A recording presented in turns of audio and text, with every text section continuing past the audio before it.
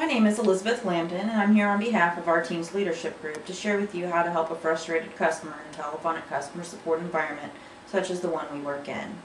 As many of you know, I've been with our company for over 3 years, and I hold a bachelor's degree in organizational communications from Wright State University, and I'm currently a graduate student at Jones International University pursuing a master's degree in business communications. I've taken my share of phone calls from frustrated customers in my tenure here, so I know how uncomfortable it can be. Therefore, I put together this presentation and modeled it after a newsletter article titled 7 Steps to Service Recovery, published as part of the services offered by the telephone doctor, Nancy Friedman. I know many of you have enjoyed and benefited from the tips that we've received from this group in the past, and we've incorporated these tips in many of our training courses over the years. To alleviate the uncomfortable feeling you might experience during calls you take from frustrated customers in the future, I wanted to take the next few minutes to show you how to handle these situations successfully, which will result in a more positive customer experience, along with the personal satisfaction that comes from knowing that you handled a difficult situation very well. We've all received calls in the past from frustrated customers, and as hard as we try to please everyone, we know it's not possible, so we're going to continue to receive these types of calls. As unpleasant as it is, and though we realize that the issue at hand is not necessarily our fault, we must serve our customers to the best of our ability at all times. In order to restore our customers' faith in us during these unfortunate situations, we must listen to our customers so we can understand their situation, empathize with the customer situation, and own or take responsibility for addressing the issue immediately, and then follow up with the customer afterwards to ensure that their concerns were put to rest.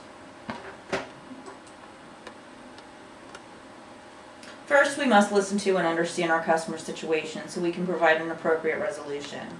Even though the frustration your customer is experiencing is not your fault, you can take responsibility for the problem at hand.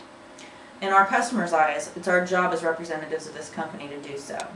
You must also understand that customers expect us not just to fix the problem, but to resolve. They expect us to listen to their concerns and then exceed their expectations.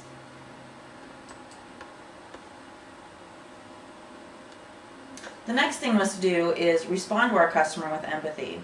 The telephone doctor tells us that saying "I'm sorry" does work, even if you don't feel like saying it. While it won't solve the issue at hand, it will diffuse the situation more quickly. You should also empathize immediately. Customers who are angry or frustrated, they need someone to agree with them, and they at least need to feel understood. You can say something like, "I'm sorry that's been your experience, that's got to be so frustrating. I'm here to help resolve this for you." With customers who are exceptionally difficult or angry, even after you've done everything you feel you can to assist, what we can do is ask them what would make them happy. You might find that what they need is something that we can do for them, and that it's something that you haven't thought of yet. The next thing we need to do is possible, and then follow up with the customer afterward to ensure we've satisfied their needs and expectations. We don't want to make the customer wait any longer than necessary for their issue to be resolved. They're already frustrated and just want us to take care of what's wrong so that they can get back to what they were working on. Once you believe the issue is resolved, contact the customer immediately to let them know. A day or two later, call them again to ensure that you fixed everything for them.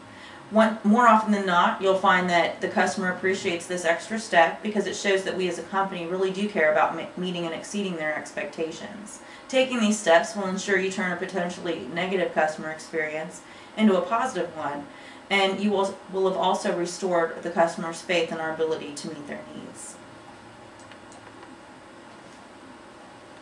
More tips and information about helping customers in a telephonic customer support environment published by the Telephone Doctor are available at www.telephonedoctor.com.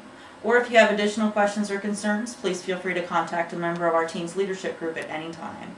Thank you so much for your time, and I hope you're able to use this information to improve your call-taking skills.